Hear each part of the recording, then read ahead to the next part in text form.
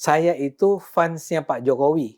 Mendengar berita bahwa menurut OCCRP, Jokowi adalah presiden korup.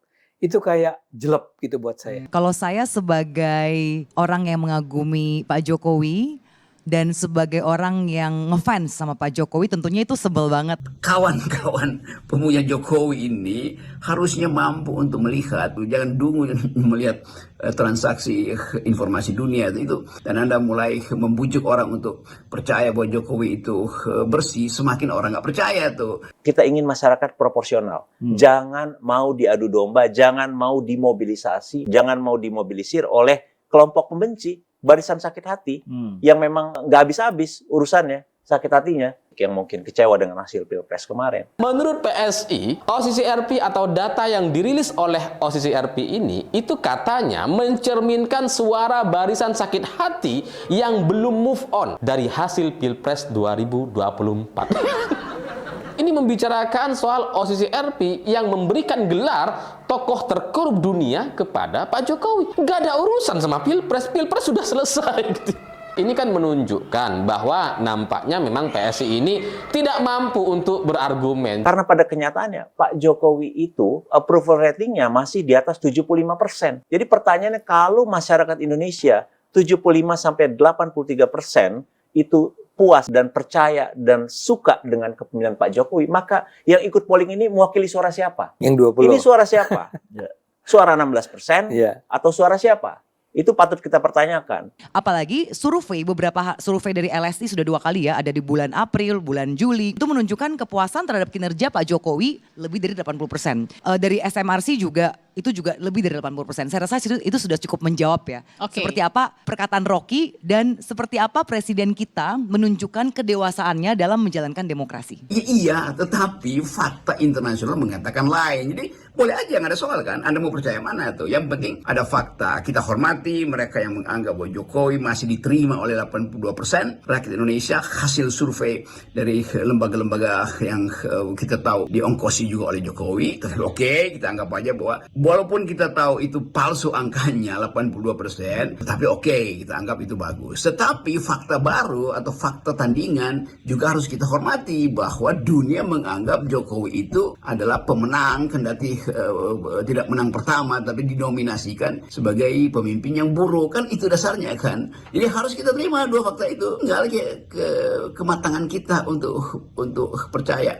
Apakah survei-survei publik itu yang kita percaya, atau tatapan mata internasional yang berjarak, yang justru tidak punya interest, itu yang kita percaya? Silahkan aja kan. Jadi pembuktian itu ada di dalam disebut kalkulasi, mengkalkulasi isu berdasarkan kepentingan. Jadi kalau pemuja Jokowi ya nggak ada soal, tapi jangan pemuja Jokowi menuntut hal yang sama dilakukan oleh CCPR. Kalau begitu yang terjadi, ya silahkan survei-surveyor yang dirawat oleh Jokowi ini bekerja sama dengan CCRP. Kalau itu terjadi, itu artinya kalian harus mampu untuk menerangkan pada OCCRP bahwa data kalian itu tidak manipulatif. Tetapi itu tidak mungkin lagi karena OCCRP tidak percaya pada data survei Jokowi. Kan itu dasarnya. Dia lebih percaya pada pikiran dan kejujuran faktual yang diucapkan dalam bentuk protes satir oleh rakyat Indonesia. Dan itu yang kemudian menjadikan alasan kenapa Jokowi dinyatakan sebagai pemimpin terburuk. Ada kelemahan metodologi dan itu diakui oleh OCCRP ya.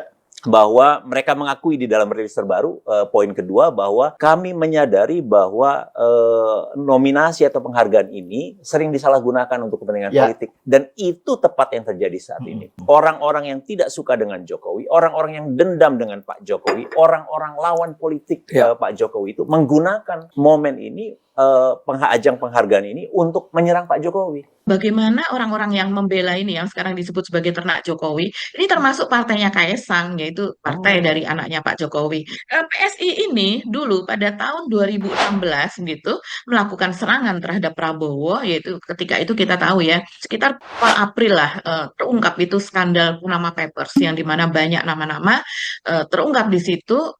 Salah satunya itu adalah nama Prabowo, kita tahu. Dan waktu itu permusuhannya masih sangat dahsyat antara residunya dari Ya, 2014 gitu. Nah, ya, sekarang ternyata berbalik begitu ya ya Mas ini Hersu. jadi Dulu hmm, OCCRP hmm. menghasilkan Panama Papers, sekarang menghasilkan Jokowi koruptor tingkat dunia, begitu kan? Saya rasa ini memang residu dari hasil Pilpres kemarin yang mungkin membuat kelompok-kelompok politik kecewa karena merasa bahwa kandidat mereka tidak didukung oleh Jokowi dan akhirnya kalah. Dan kemudian memobilisir suara-suara atau kelompok memobilisir para pendukungnya untuk ikut polling. Sehingga itulah yang saya sebut sebagai barisan sakit hati. Begitu cara berpikirnya, kan dungu namanya kan. Jadi mereka yang menutup mata terhadap informasi lalu lintas informasi dunia itu namanya dungu 2 kali. Jangan jadi jongos kedunguan lah itu.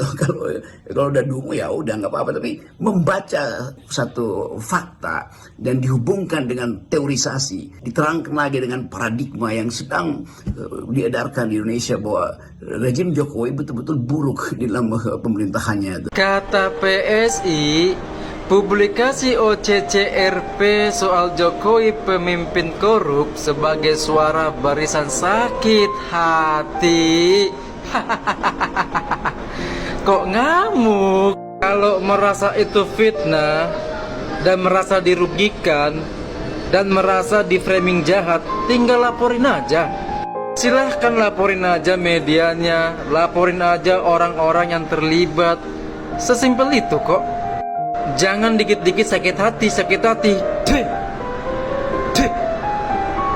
Kenapa? Malu? Malukah aibnya terbongkar? Gara-gara beritain buruk soal Jokowi, OCCRP langsung dibilang lembaga abal-abal, barisan sakit hati, tidak ilmiah.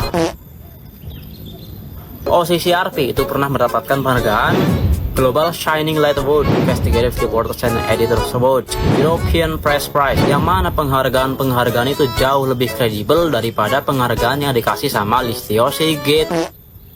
Maunya berita bagus terus. Lu pikir dunia ini isinya Sekte Mulyono doang apa? Ini gue benar-benar nggak terima. Gue benar-benar tersinggung. Apa coba dasarnya? OCCRP atau Organized Crime and Corruption Reporting Project menempatkan mantan Presiden Joko Widodo di urutan kedua pemimpin paling korup sedunia. Emang siapa itu OCCRP? Emang tahu apa mereka? Seenaknya aja nempatin Jokowi jadi pemimpin dunia paling korup nomor 2. Lah kan kita, rakyat Indonesia, kita yang paling tahu gimana rasanya hidup 10 tahun di bawah pemerintahan Jokowi. Dan menurut gue, kita wajib kasih penjelasan sama OCCRP, juga sama dunia internasional, bahwa Jokowi itu pantas untuk jadi urutan pertama pemimpin dunia paling korup. Lo bayangin aja, 10 tahun doang Jokowi menjabat, udah acak kadul negara dia bikin. 10 tahun, lamaan garansi kompresor kulkas gue. Lagian OCCRP nggak ngelihat apa? Konstitusi aja bisa dirubah buat Gibran. Kaisang aja 2 hari doang bisa langsung jadi ketua umum partai.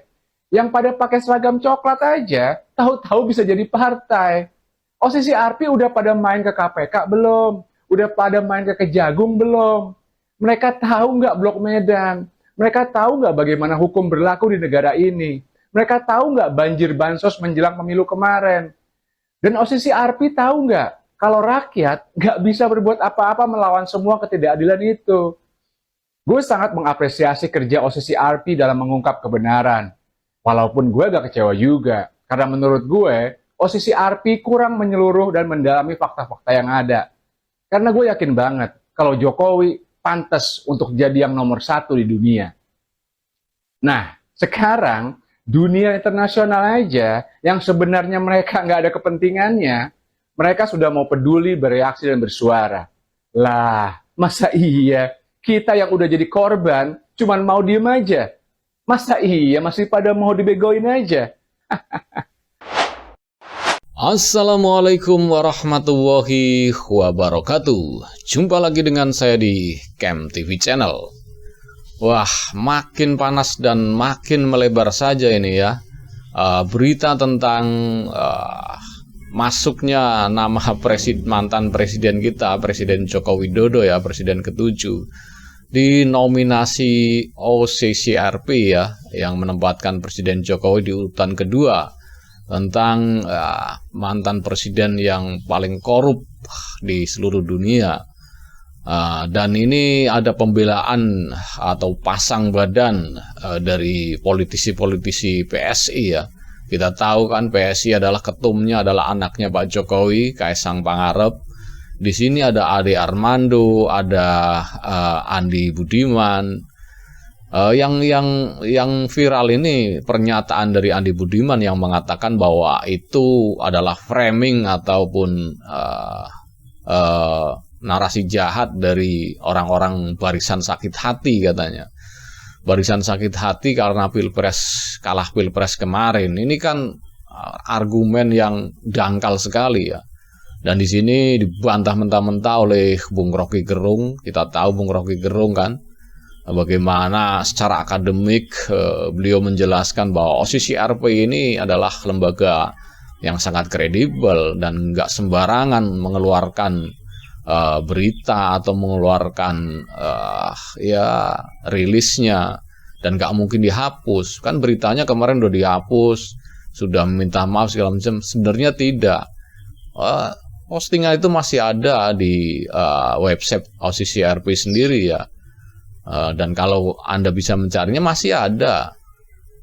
Tidak dihapus dan nggak mungkin lah lembaga sekelas OSISI-RP ini menghapus berita yang memang sudah diriset sekian lama dengan berbagai sumber, dengan menghadirkan berbagai sumber. Itu nggak mungkin karena ini lembaga yang sangat kredibel.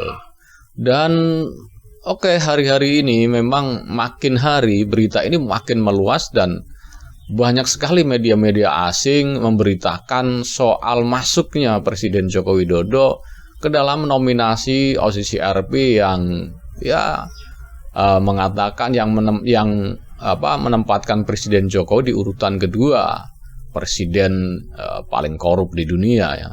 Dan ya banyak sekali media asing ya, ada CNN, ada Asia News, dan juga ada nih The Australian ya. Ini ada The Australian juga menuliskan dengan judul Presiden Indonesia Joko Widodo salah satu pemimpin paling korup di dunia. Itu tulisan dari pemberitaan dari The Australian ya. Dan ini juga ada kutipan 5 klaster dugaan korupsi Jokowi usai jadi finalis tokoh terkorup di dunia versi OSISI-RP ya.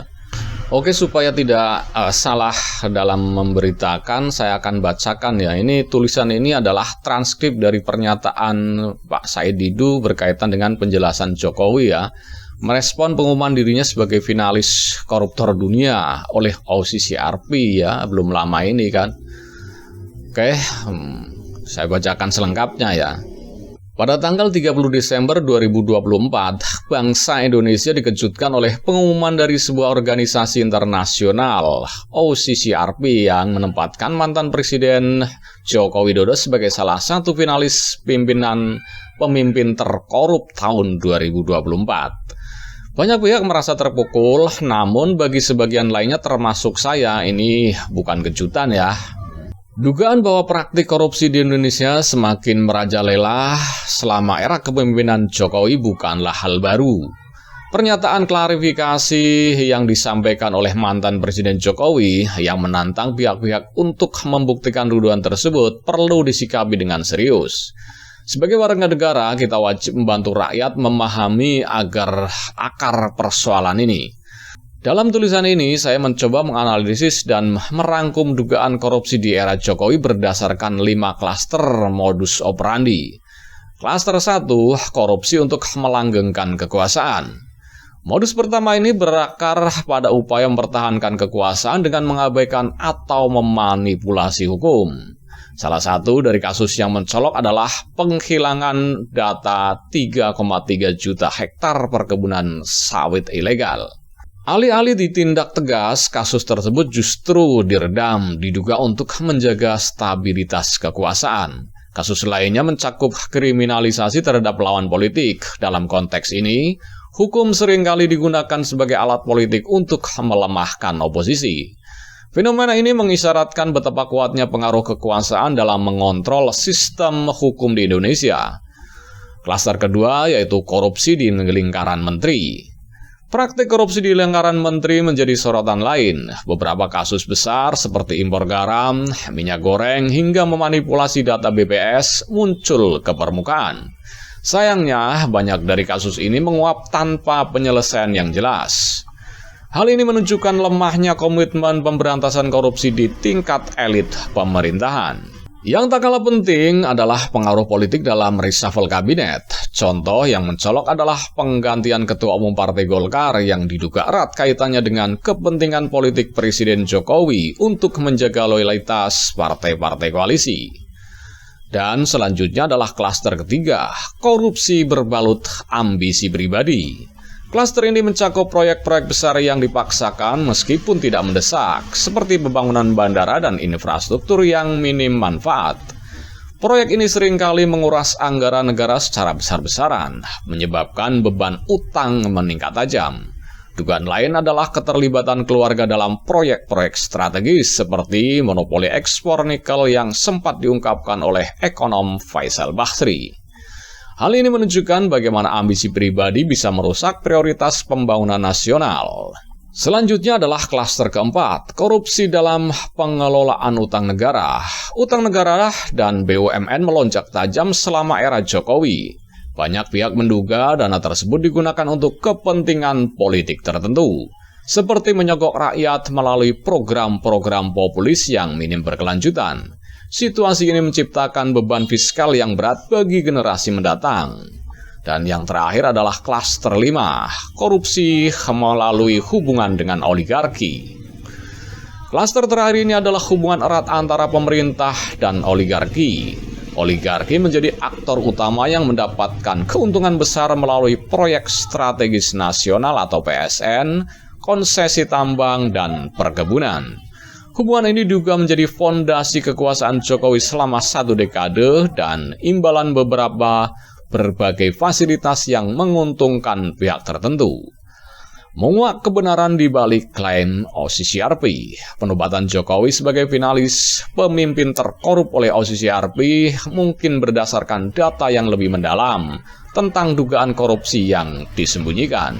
Jika data ini terbuka, maka akan menjadi langkah awal bagi Indonesia untuk menyelamatkan diri dari bayang-bayang gelap korupsi sistemik. 1 Januari 2025 bisa menjadi momentum penting untuk membuka selebar-lebarnya tabir korupsi di era Jokowi. Harapan saya, rakyat Indonesia bersama para penegak hukum dan masyarakat sipil dapat bersatu melawan korupsi demi masa depan bangsa yang lebih baik. Itulah tadi ya kutipan dari tulisan Pak Said Didu yang menerangkan ada 5 klaster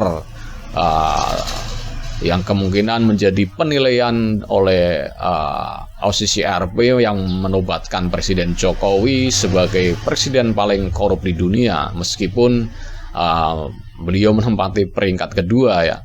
Dan kata Pak Said Didu, mungkin OCCRP mempunyai kajian yang lebih mendalam lagi hingga dengan tegas menempatkan Presiden Jokowi sebagai pemimpin paling korup di dunia, urutan kedua ya di bawah Bashar al-Assad ya. Dan bagi kita masyarakat Indonesia ya wajib menunggu nih apa tindakan dari penegak hukum, apakah akan menindaklanjuti ya tentang berita yang dirilis oleh OCCRP ini. Pasalnya ini sangat mengganggu sekali pemerintahan Pak Prabowo ya. Bagaimana tidak? Bagaimana investor asing akan percaya dengan Indonesia apabila kestabilan politiknya gonjang-ganjing seperti ini? Dan bahkan ini menjadi isu bagi dunia ya, bahwa pemimpin Indonesia yang katanya dikenal sederhana ternyata menyimpan rahasia besar, yaitu dinobatkan sebagai pemimpin paling korup di dunia. Dan itu secara otomatis investor-investor asing akan menarik dirinya untuk tidak masuk atau tidak berinvestasi di Indonesia, dan itu sebuah kerugian besar bagi pemerintahan Prabowo. Dan bagi pemerintahan Prabowo itu salah satu faktor yang akan mengganggu perjalanan pemerintahannya yang katanya ingin menargetkan pertumbuhan ekonomi 8%. Jadi Ya patut ditunggu juga ketegasan dari Pak Prabowo ya, untuk mengungkap semua ini, bahwa tekanan dari pihak luar, tekanan dari media asing, tekanan dari pihak luar memang sangat kuat sekali ya, terutama tentang ya penegakan hukum, kasus korupsi, dan ya tentang demokrasi. Dan Bung Rocky kan berkali-kali menjelaskan bagaimana peran pihak luar, perang Bank Dunia, tentang menegakkan korupsi, dan bahkan di situ kata Bung Rocky, Bank Dunia pun mendefinisikan korupsi itu seperti apa, dan sekarang dipakai oleh seluruh dunia, bahwa definisi korupsi adalah penyalahgunaan kekuasaan demi mendapatkan keuntungan pribadi. Itu salah satu definisi dari korupsi. Jadi korupsi bukan hanya mendapatkan uang atau segala macam. Bung Rocky menjabarkan definisi korupsi ini sangat lebar sekali. Mengintervensi Mahkamah Konstitusi juga termasuk bagian dari korupsi. Membuat kebijakan yang tidak berpihak kepada rakyat juga termasuk definisi korupsi. Jadi luas sekali definisi korupsi ini menurut Bank Dunia ya. Jadi ya kita tunggu saja apakah KPK, kepolisian atau penegak hukum di Indonesia ini berani mengungkap yang katanya orang yang tidak bisa disentuh oleh hukum seperti mantan Presiden Jokowi ini. Ya patut kita tunggu, dan kita juga sangat mengharapkan sekali komentar-komentar para penonton sekalian ya, untuk agar kami tetap menyuarakan berita-berita seperti ini akan kami suarakan, akan kami share terus supaya penegakan hukum dan korupsi, penegakan hukum bisa ditegakkan dan korupsi di Indonesia bisa diberantas ke akar-akarnya sampai yang kelas kakap sekalipun, dan bukan cuma kroco-kroconya tetapi juga para aktor-aktornya supaya diberantas sehingga negara ini berjalan ke arah yang lebih baik. Oke, mungkin cukup sekian dulu reaction video dari saya, dan bagi Anda yang ingin berkomentar silahkan tulis komentar Anda di kolom komentar yang tersedia. Dan bagi Anda yang belum subscribe, silahkan subscribe supaya dapat bonus tontonan video terbaru setiap harinya dari Camp TV Channel. Wassalamualaikum warahmatullahi wabarakatuh. Salam waras.